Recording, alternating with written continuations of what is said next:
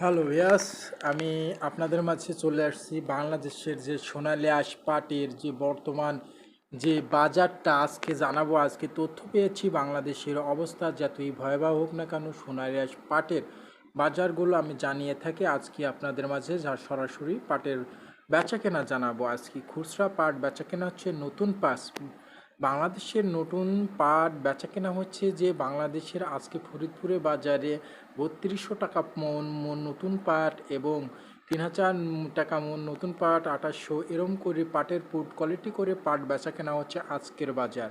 বর্তমান বাংলাদেশের নতুন পাটের আশঙ্কা খুবই কম, কিন্তু বেচাকেনার বাজার খুবই কম বললেই চলে। খুচরা বেচাকেনা যেটা হচ্ছে সেটা, কিন্তু আকাঙ্ক্ষা পাট যে নতুন পাট খুবই কম বাংলাদেশে দেখা দিচ্ছে। বাংলাদেশে পাবনা জেলা কি বাংলাদেশে পাবনা জেলার যে পাটটা বেচাকেনা হচ্ছে নতুন পাট, সেখানে সর্বোচ্চ তো ২৭০০ ২৮০০ ভালো মানের ৩০০০ ২৯০০ এবং কি ৩১০০ টাকা পর্যন্ত বেচাকেনা হচ্ছে পাবনা জেলার নতুন পাটটা।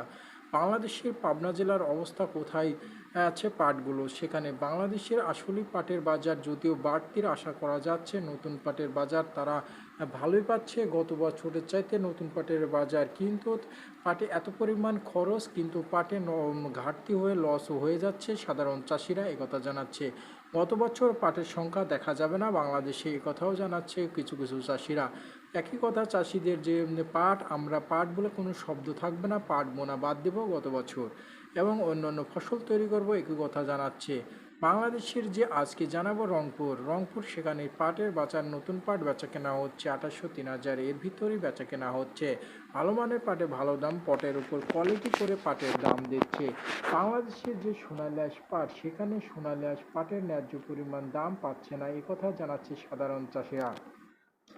বর্তমান সাধারণ চাষিরা বলছে আমরা যে দেশের আমরা বাংলাদেশের সরকার নতুন সরকারে করছে আমাদের উদ্যোগ যে বাংলাদেশের সোনালী আঁশ পাটের জন্য ন্যায্য পরিমাণ দাম হয়।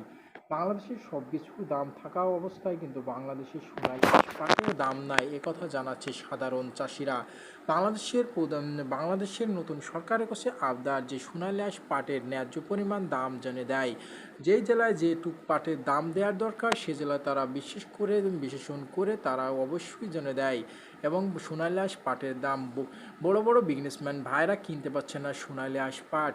এমনকি বাংলাদেশের দুর্যোগের ভিতরে আছে বড় বড় বিজনেসম্যান ভাইরা, তারা পিট কিনছে না। যদিও তারা পাট না কিনে তাহলে বাংলাদেশের পাট বিক্রয়তাও না হওয়ার মধ্যেই আছে।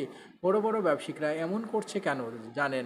বড় বড় ব্যবসায়িকরা পাট কেনার কোনো উদ্যোগ নিচ্ছে না। বাংলাদেশের অবস্থা দেখে তারা টাকা ঘরে থুয়ে দিচ্ছে এবং ব্যাংকেও রাখছে না, নিজের ঘরে রাখছে টাকা। বর্তমান বাংলাদেশের বড় বড় ব্যবসায়িক ভাইরা যে সিসি লোন হবে কি না হবে তারাও ধারণা বুঝতে পারছে না। বড় বড় ব্যবসায়িক কিনে যদিও পাট কিনে তাহলে অবশ্যই পাটের দাম বাড়বে। বর্তমান বাংলাদেশে কুষ্টিয়া জেলার নতুন পাটের বাজার আমি অনুযায়ী দেখাবো।